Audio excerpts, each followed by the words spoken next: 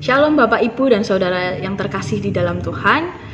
Hari ini saya akan mengawali jam doa kita dengan sebuah pantun. Jalan-jalan ke Cibodas untuk beli celana. Karena lapar langsung beli soto. Perkenalkan, nama saya Rena, anak bungsu Bapak Pendeta Noto. Sebelum kita masuk lebih lanjut, mari kita berdoa meminta tuntunan dari Roh Kudus. Tuhan Yesus, terima kasih karena hari ini Engkau sudah memberikan kami semua kesehatan, kami semua kebugaran dan semangat Tuhan. Sebentar Tuhan, kami mau mendengarkan sedikit dari firman-Mu, biarlah Engkau yang akan tolong kami untuk memaknai apa yang ingin Kau katakan melalui hamba-Mu ini. Terima kasih Tuhan, kami sudah berdoa dan siap mendengarkan firman-Mu. Haleluya, amin. Oke. Jadi hari ini kita akan mempelajari tentang teladan Yosia yang terambil dari 2 Tawarikh 34 ayat 1 sampai 33. Dari bacaan kali ini kita mau lihat sebenarnya siapa sih Yosia, apa yang bisa kita ambil dari teladan Yosia gitu ya. Namun sebelumnya saya mau tanya ke Bapak Ibu dan Saudara sekalian, pernah nggak sih dengar tentang seorang anak yang lulus kuliah di usia yang masih 10 tahun? Pasti kita semua pernah mendengarnya gitu ya. Dan salah satunya saya mengambil dari sebuah artikel, namanya adalah Michael Kearney. Jadi anak ini lulus dengan gelar sarjana antropologi di usia yang 10 tahun gitu, pada tahun 1992. Luar biasa kan? Nah, ngomong-ngomong nih, apa sih hubungannya Michael Kearney sama Yosia? Terus sebenarnya siapa sih Yosia? Dia ngapain aja sih gitu ya? Nah, jadi nggak jauh berbeda sama Michael Kearney, Yosia ini punya pencapaian yang luar biasa juga di usia yang masih belia, masih muda gitu.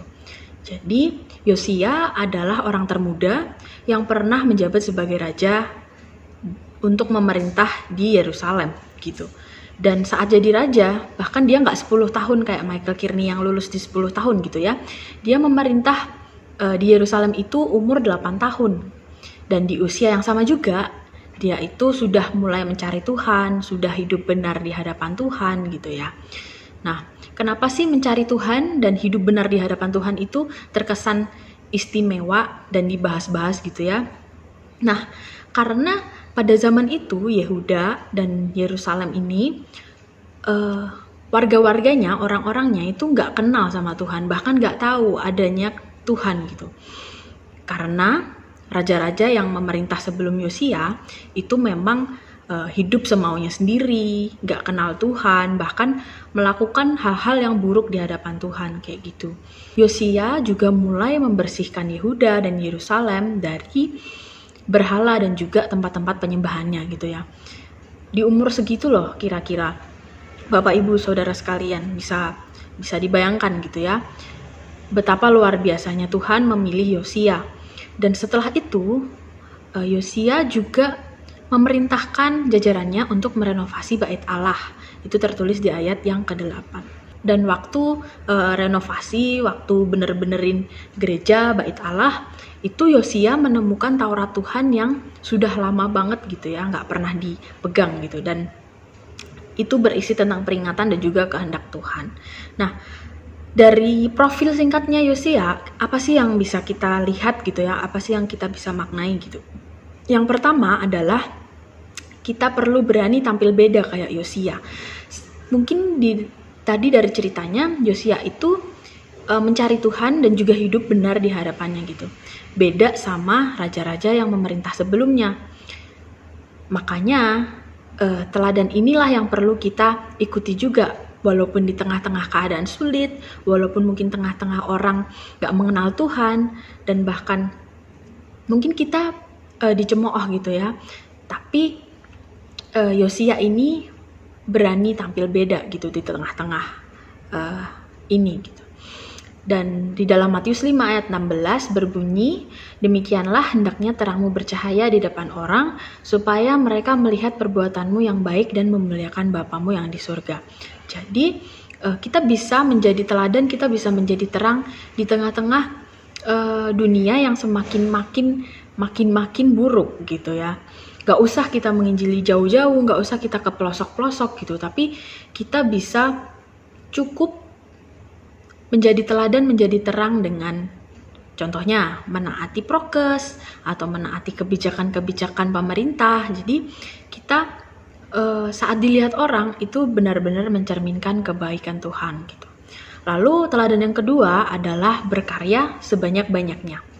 Nah, berkaitan dengan karya, Yosia tadi udah benar-benar melakukan banyak hal ya, dari merenovasi gereja, menemukan Taurat Tuhan yang udah lama banget nggak ditemukan gitu. Bahkan dia jadi raja di usia yang belia gitu. Begitupun kita juga punya talenta, kita juga diberikan Tuhan hal-hal yang luar biasa gitu. Dan kenapa kita nggak pakai gitu? Kalau kita bisanya masak, ya gunakan talenta masak itu dengan baik. Kalau kita bisanya nyanyi, ya kita memuji Tuhan lah yang dengan sepenuh hati gitu. Atau mungkin kita cuma bisa ngomong, ya buatlah konten-konten atau hal-hal yang bisa memberkati orang lain gitu. Karena zaman saat ini semuanya itu bisa kita akses dengan mudah dan bisa juga kita lakukan dengan cara yang lebih kreatif gitu ya. Dan yang terakhir, teladan yang bisa kita ikuti adalah selalu mencari hadirat Tuhan. Hal ini benar-benar penting ya, karena kita nggak bisa tampil beda atau kita nggak bisa berkarya tanpa mengandalkan Tuhan gitu. Bahkan kita akan kesulitan kalau melakukan apapun dalam kehidupan kita. Mungkin kita pernah ngerasa minder atau ngerasa khawatir atau iri hati atau masih banyak dosa yang mengintip kalau kita nggak benar-benar datang cari Tuhan, mengandalkan Tuhan gitu ya. Lalu di dalam 1 Tawarik pasal 22 ayat 19a dikatakan bahwa maka sekarang arahkanlah hati dan juga jiwamu untuk mencari Tuhan. Mulailah mendirikan tempat kudus Tuhan di hati, di pikiran kita, di dalam setiap langkah kita. Dan berharap ayat ini bisa menjadi penyemangat supaya kita bisa terus berserah dan memuliakan nama Tuhan seiring dengan kita memberi teladan kepada orang lain dan juga bisa berkarya gitu ya dengan secara yang positif. Untuk mengakhiri renungan kali ini, saya mengutip satu kata-kata seperti ini. Ini berarti bahwa semua hal di dunia ini adalah hadiah dari Tuhan, adalah pemberian Tuhan. Diciptakan emang benar-benar buat kita. Dan itu merupakan sarana kita untuk semakin mengenal Dia lebih lagi, untuk lebih mencintainya lagi, dan juga melayani Dia lebih setia. Itu mari kita tetap semangat di keadaan yang mungkin rasanya nggak kunjung-kunjung selesai. Tapi apa yang kita bisa lakukan adalah 3 poin tadi ya. Berani tampil beda, lalu lakukan, berkaryalah sebanyak-banyaknya, dan juga jangan lupa mencari hadirat Tuhan, mengandalkan Tuhan. Mari kita berdoa. Bapa yang baik, terima kasih karena Engkau sudah menyertai rangkaian jam doa kami ini Tuhan. Sebentar kami mau memaknai apa yang sudah Engkau sampaikan melalui Alkitab kami 2 Tawarik pasal 34 ayat 1-33 ini, supaya kami juga bisa melakukannya dalam kehidupan kami sehari-hari. Ampuni Tuhan segala dosa dan kesalahan kami, hanya di dalam nama-Mu kami sudah berdoa. Haleluya, amin. Terima kasih, Tuhan Yesus memberkati.